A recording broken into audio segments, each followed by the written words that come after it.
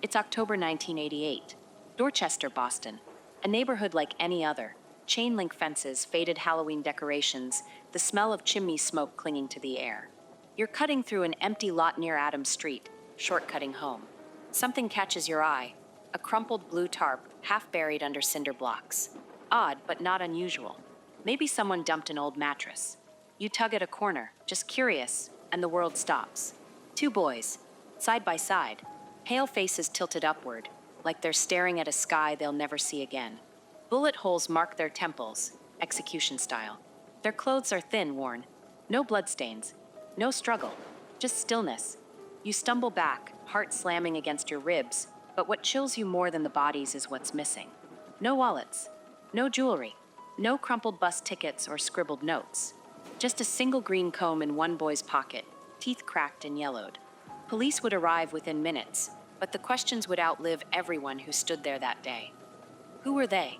The boys had no IDs, no fingerprints on file. Why here? This wasn't some remote ditch. It was a neighborhood, someone's backyard. And why leave them like this, hidden but not hidden enough? As if the killer wanted them found, but never named. For 35 years, those questions have hung like a shadow. Their case files label them John Doe's cold, anonymous. But look closer, and you'll see the cracks in the story. The smaller boy wore size 8.5 sneakers, laces frayed. The taller one, size 10. Their hair was trimmed short, unevenly, like a home haircut. They were somebody's sons, somebody's friends, yet not a single soul stepped forward to claim them. Not then, not now. This isn't just a murder, it's an erasure. Two lives folded into a tarp, buried under the weight of a secret someone's kept for decades. But secrets have a way of outliving the people who keep them.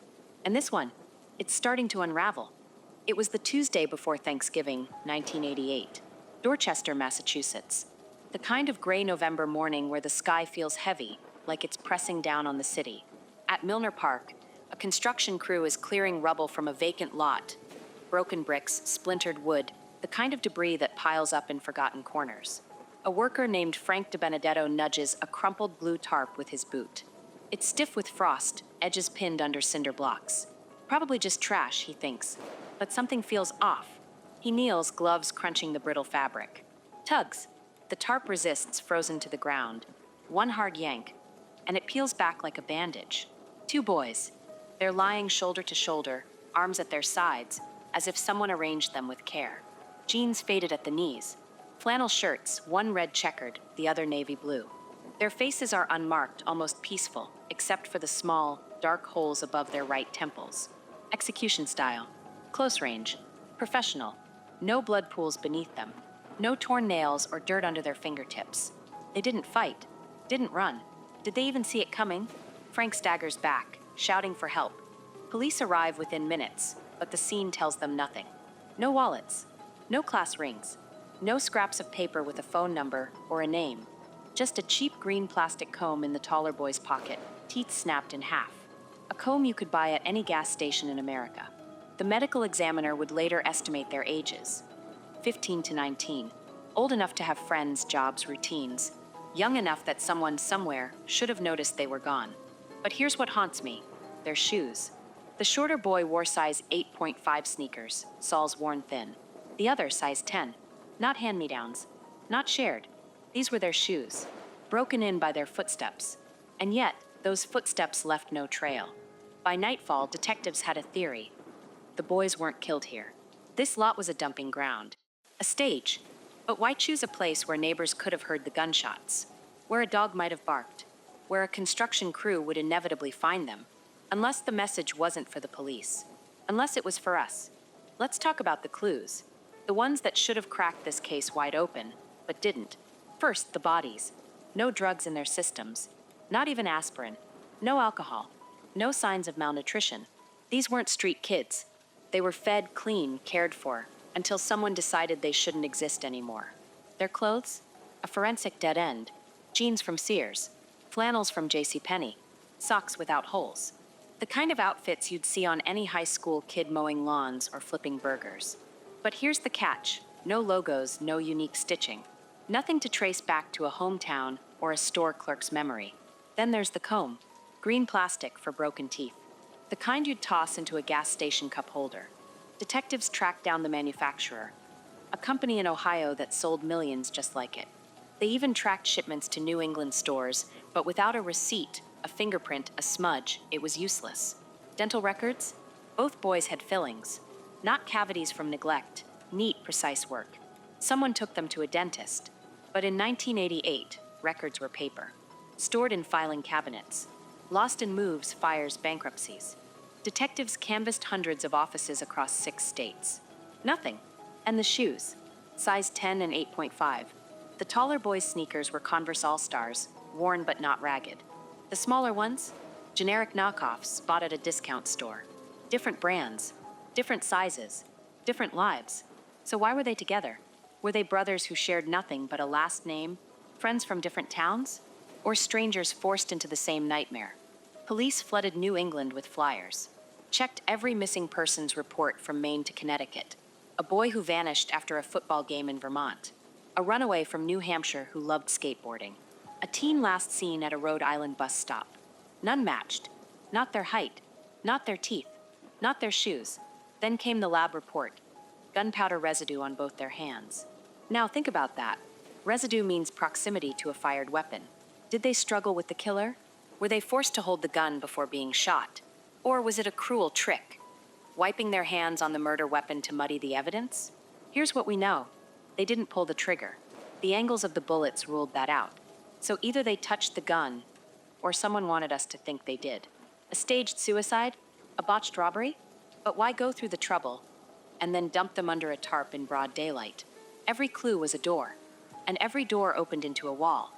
Let's talk about the shadows, the stories that grew in the absence of facts, the theories that turned this case into a hall of mirrors, where every answer only reflected another question.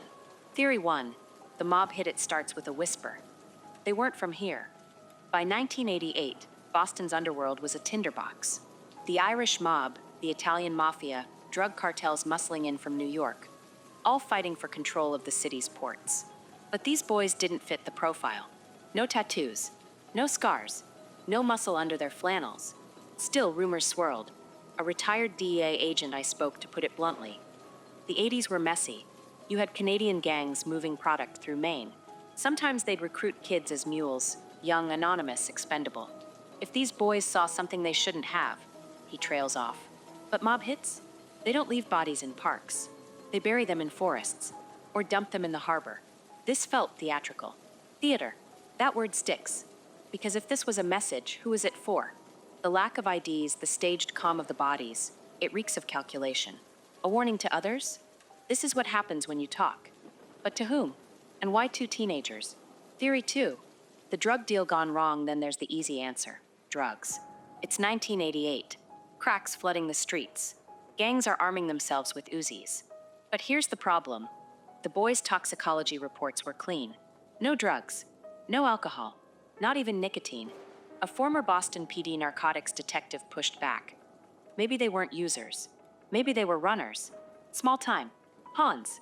You get 2 kids to carry a package, promise them $50. They botch it. Lose the product. Or steal it. Next thing you know, he mimics a gunshot. But execution style? That's not how street gangs operate. That's personal. That's rage. Rage. The word lingers. Let's say they crossed someone. A dealer. A supplier.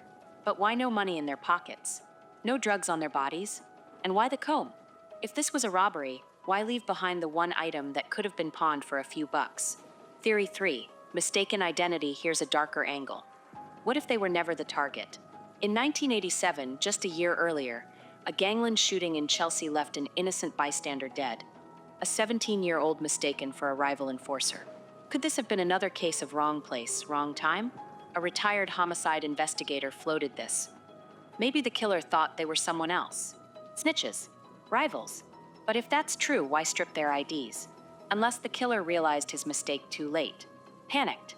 Tried to erase the evidence. But again, why leave the bodies findable? Unless the mistake was the point. Theory 4. The cover-up. Now we wade into murkier waters. What if the boys weren't victims of crime, but witnesses to one? In the late 80s, Boston's institutions were rotting from the inside. Police corruption scandals. Pedophile rings shielded by the church. What if these boys saw something they shouldn't have? A former federal prosecutor, speaking anonymously, told me. In '88, there were rumors of a child trafficking ring operating out of South Boston. Photos, tapes, people in power. If two kids stumbled onto that, silencing them wouldn't be enough.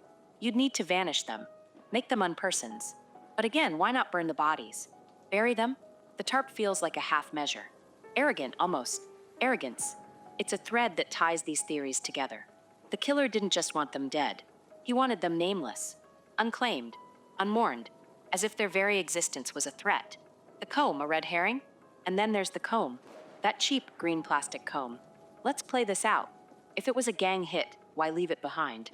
Combing your hair isn't a priority before an execution. If it was a drug deal, why not take it? Combs can hold fingerprints, DNA. But here's the kicker. The comb was broken.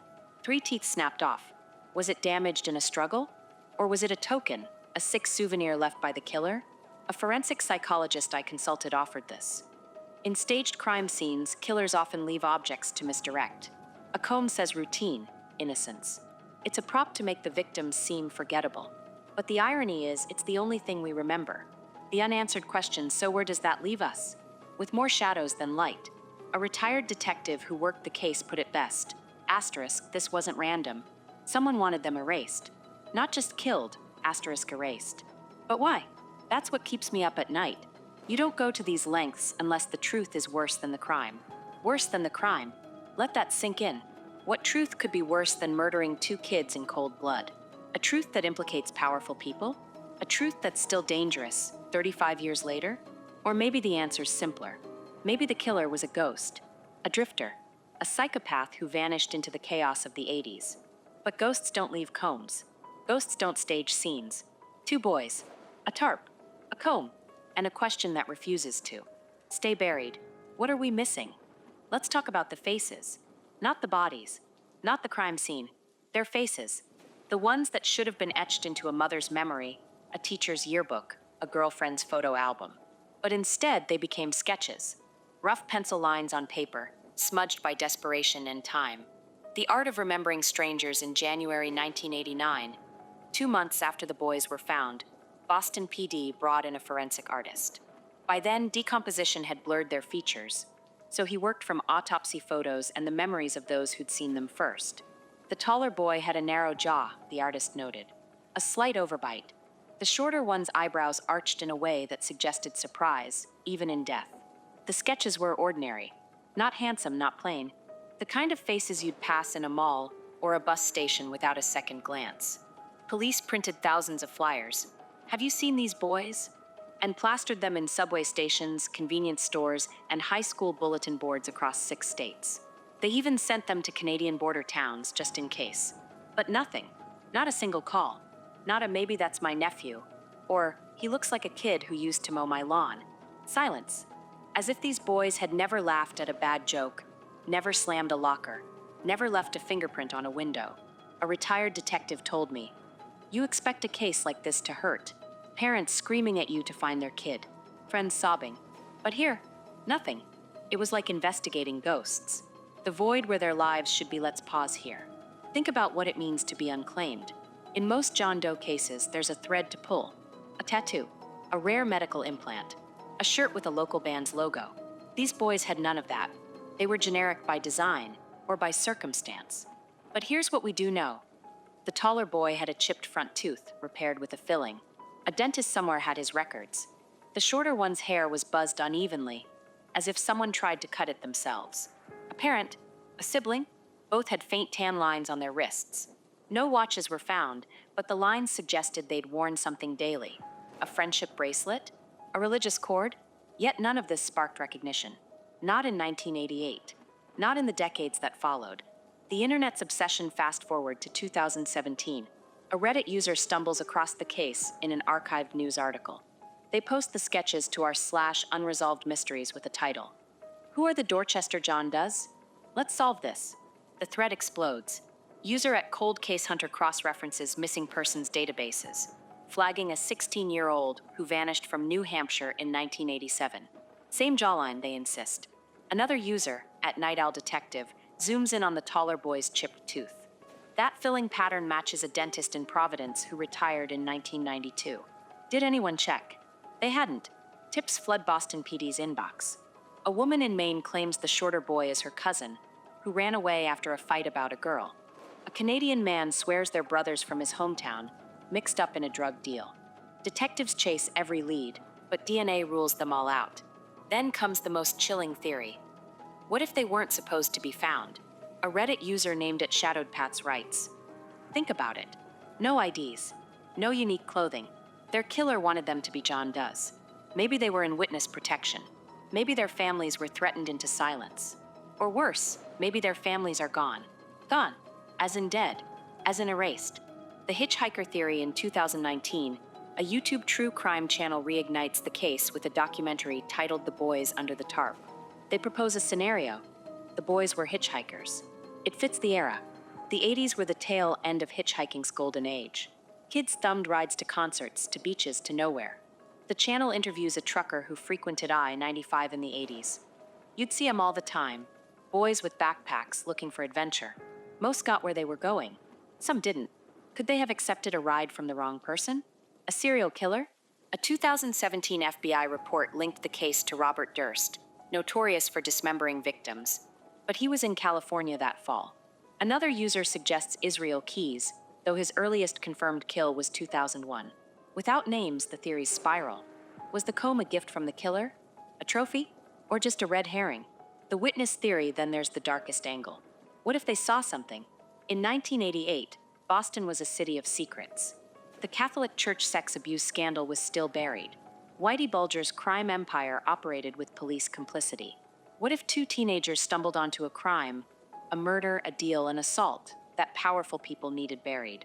A former Boston Globe reporter, speaking anonymously, told me, "In the 80s, if you knew the right names, you could make problems disappear.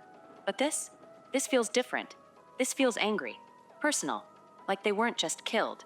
They were humiliated, stripped of their identities, left under a tarp like trash. The silence that speaks volumes today, the sketches still exist. Yellowed copies sit in case files. High-resolution scans live on Reddit threads and true crime blogs. Every few years, a podcast reignites interest. Someone's cousin's friend's neighbor swears they recognize the eyes, the smile. But it never leads anywhere. A forensic genealogist I spoke to tried to crack the case using DNA in 2020. She hit a wall. Their ancestry points to Eastern Europe, Polish or Ukrainian, but millions of Americans share that background. Without closer relatives in the databases, they'll stay ghosts. Ghosts. That word again. Why this haunts us, here's the truth. We're not just searching for their names. We're searching for our own humanity. When two boys can vanish into thin air, when a mother doesn't weep, a father doesn't rage, a friend doesn't whisper, that's him. It unravels something in us. It whispers that maybe we're all just tarp and cinder blocks. That maybe, in the end, no one will claim us either. But we keep trying. In 2022, a TikTok user stitches their sketches into a video with the caption, "These boys could be your uncles, your neighbors. You. Share this. Someone knows." It gets 2 million views, 1,000 comments. Still, no one comes forward. Maybe they're afraid. Maybe they're gone. Or maybe somewhere out there, someone's staring at a screen right now, thinking, "I know those faces." But until they speak, the boys stay frozen. Forever 15. Forever 19. Forever John. Let me tell you about ghosts. Not the kind that rattle chains or flicker in old hallways. The kind that live in the silence between facts. The kind that whisper, "This could be you." The Dorchester John Does aren't just a cold case. They're a mirror held up to our deepest fears, of being forgotten, of being complicit, of realizing how easily a life can dissolve into a question mark. Here's why this story claws its way into your bones and stays there. The violence of ordinary things, it's the normalcy that terrifies us. A tarp, a park, a quiet street. These aren't the stuff of horror movies. They're the backdrop of our daily lives. That tarp, you've seen one just like it covering firewood in a neighbor's yard. That park, you've picnicked there. That street, you've driven down it 100 times. The genius of this crime is its banality. There's no abandoned asylum, no fog-choked forest. Just a vacant lot in a working-class neighborhood. A place where kids played tag and old men tossed beer cans into weeds. By leaving the boys there, hidden but not hidden, the killer turned everywhere into a crime scene. Now every tarp, every empty lot, every flannel shirt in a thrift store bin feels like a clue. A reminder that monsters don't need shadows. They thrive in daylight. The erosion of memory we accept that murderers sometimes go free. What we can't accept is that victims can go unnamed. These boys didn't just lose their lives, they lost their place in history. No birthday celebrated. No graves adorned with flowers. Just two numbers on a coroner's report. John Doe 1 and John Doe 2. Compare this to other infamous does. The boy in the box, identified 65 years later as Joseph Augustus Sorelli. The Lady of the Dunes, finally named Ruth Marie Terry in 2022. Their identifications felt like victories, proof that justice delayed isn't justice denied. But the Dorchester boys? They resist closure. They defy our need for narrative. They force us to sit with a horrifying truth. You can do everything right, reconstruct faces, test DNA, beg the public for tips, and still fail. The theft of personhood their killer didn't just take their lives. They took their stories. Think about what that means. We are the sum of our relationships, son, brother, friend, student. Sever those ties, and you reduce a person to a shell. No one came forward because, in the eyes of the world, these boys had already been unmade. Their killer didn't just shoot them.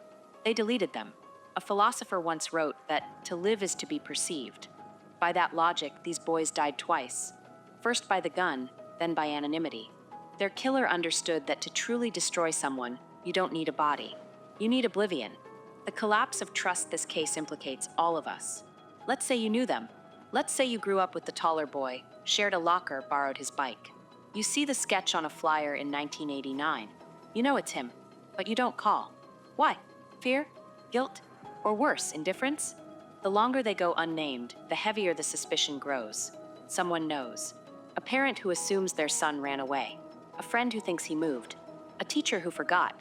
The horror isn't just in the crime. It's in the silence that followed. A silence we're all capable of. The ghosts of our own making we're obsessed with this case because it's a riddle about identity itself. In an age of social media where every latte and bus ride is documented, the idea of vanishing completely feels impossible. Yet these boys did it. No Facebook posts. No school records. No Walmart surveillance footage. They're a relic of a time when disappearing was as easy as stepping off a porch. But here's the twist. Their anonymity makes them universal. They could be anyone. The quiet kid who sat behind you in homeroom. The cashier who bagged your groceries. The boy who waved as you drove by. Their facelessness becomes a canvas. We project our fears, our losses, our what-ifs onto them. The cult of the unresolved true crime isn't about the dead. It's about the living. Our need to order chaos, to scream into the void. I see you. Every Reddit thread dissecting the comb.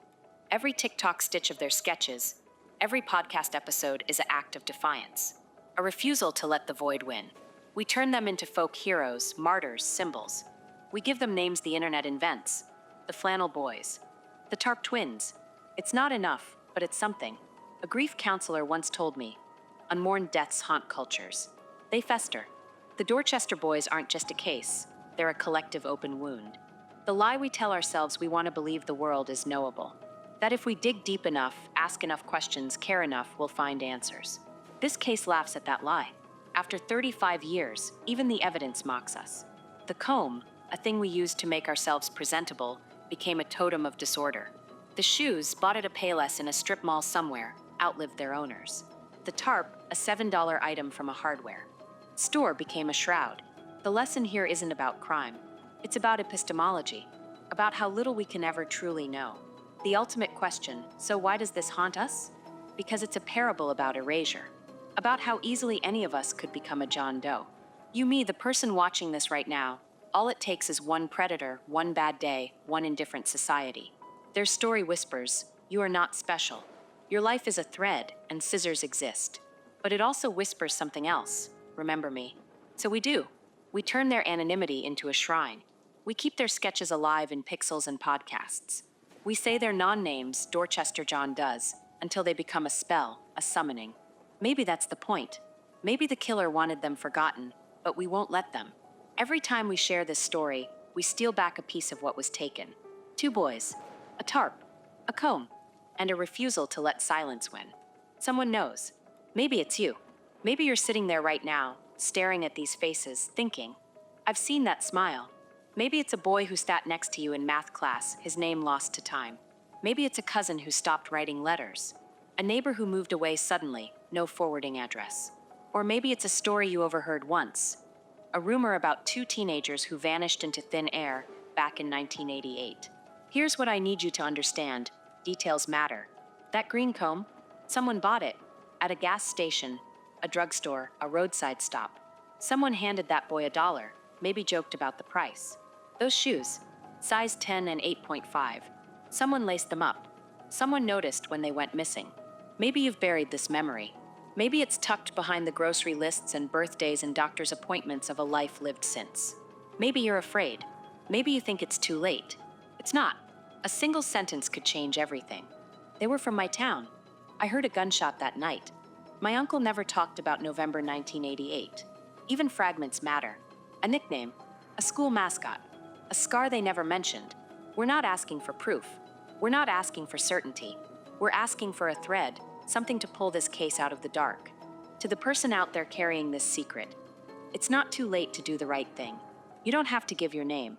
You don't have to explain. Just point us toward the truth. Let these boys go home. And to everyone else, share this story. Share their faces. Share the weight of that blue tarp, the chill of Milner Park, the broken teeth of a green plastic comb. Someone somewhere holds the key. Until then, we're left with the same questions that hung in the air on November 23rd, 1988. Who were you? Where did you come from? And why has the world failed you for 35 years? Pause. Let the silence breathe. Say something. Before the silence becomes forever. Say something. Before the silence becomes forever.